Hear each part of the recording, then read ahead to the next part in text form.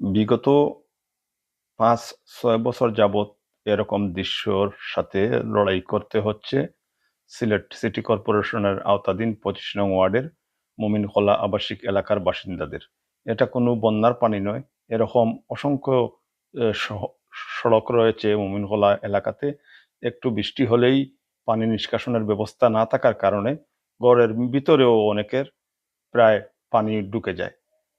সেই দৃশ্য আজ দেখার জন্য আজকে এসেছেন সিলেট সিটি কর্পোরেশনের প্রশাসক, যে সিলেট জেলা বিএনপির সভাপতি জনাব আব্দুল কাইয়ুম চৌধুরী।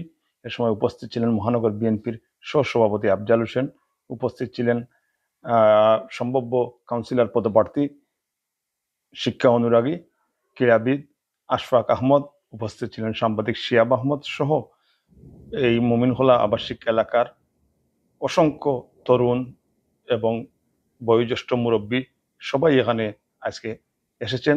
একটু বিসমিল্লাহির রহমানির রহিম।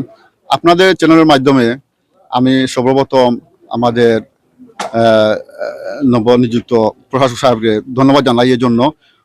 উনাকে আমাদের এই করুণ অবস্থার কথা বলার সাথে সাথে উনার অনেক ব্যস্ততা সহিত তাৎক্ষণিকভাবে উনি যে আমাদের এলাকাটা পরিদর্শন করছেন, এই জন্য আমরা এলাকার পক্ষ থেকে উনার ধন্যবাদ জানাই। আর আশা করি উনার মাধ্যমে আমাদের এই যে প্রবলেমগুলা উনার মাধ্যমে সুন্দরভাবে এটা পরিসমাপ্তি হবে, আমরা আশাবাদ করি এলাকার পক্ষ থেকে।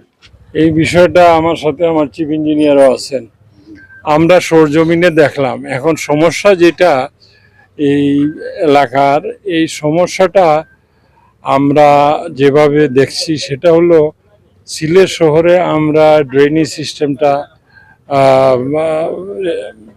নতুন করে আমরা শুরু করছি, রাস্তাঘাটও নির্মাণ করছি, কিন্তু এইখানে এত সরু রাস্তা, যেই রাস্তার মধ্যে আমরা যে প্রশস্ত ড্রেন নির্মাণ করব এইটুকু জায়গা নেই। যদিও সিলেট শহরের বিভিন্ন পাড়া মহল্লায় স্বপ্রণোদিত হয়ে মানুষ জায়গা ছেড়েছে, যে জানে যে যদি আধুনিক সভ্যতায় যদি এই নগরকে সুন্দরভাবে করতে হয় অথবা নিজের বাসার আঙ্গিনাটা পরিষ্কার রাখতে হয়, সম্মুখের রাস্তাটা বড় করতে হয়, তাহলে নিজের ক্ষতি সাধন করেও সেই জায়গাটুকু ছেড়া হচ্ছে। এবং আমরা অনুরূপভাবে অনেকের সাথে কথা বলি, কাউকে অনেক ক্ষেত্রে আমরা অনেকের দেয়ালও আমরা নির্মাণ করে দিই, দিয়ে আমরা ড্রেন নির্মাণ করি, রাস্তা পাকা করি, এবং এই সমস্ত যেগুলাতে জলবদ্ধতা হয় এইগুলাতে নির্দিষ্ট পরিমাপে আমরা রাস্তা করি যাতে জলবদ্ধতা না থাকে। কিন্তু এইখানে এসে আপনার এলাকাবাসীর সাথে কথা বলে যেটুকু বুঝলাম যে এইখানে এই সরু রাস্তাটার দুই পাশে যে সমস্ত সম্মানিত বাসিন্দারা আছেন এরা জায়গা ছাড়তে আগ্রহী না। তারপরেও আমি অনুরোধ করব আপনাদের মাধ্যমে যে একটা সুন্দর ড্রেন বা রাস্তা আমরা করে দিব, যদি আপনারা একটু ছাড়েন। আপনারা অনেকেই বলেছেন এই এলাকার যে সাময়িক কোনো ব্যবস্থা নেওয়া, এডহক ভিত্তিতে যখন কোনো কিছু করলে তখন যখন চলাচলে মানুষ দেখবে যে একটা ড্রেন ফাংশন করছে না অথবা পানি জমে গেছে ছোট্ট একটা ড্রেন করার কারণে, তখন মানুষ সিটি কর্পোরেশনকে গালি দিবে, বলে সিটি কর্পোরেশন জনগণের ট্যাক্সে চলে, এই দেখেন এই রাস্তাটা এই ড্রেনটা কীভাবে করছে, যার জন্য পানি নিষ্কাশন হচ্ছে না। তো সব কিছু আমাদের ভাবতে হয়।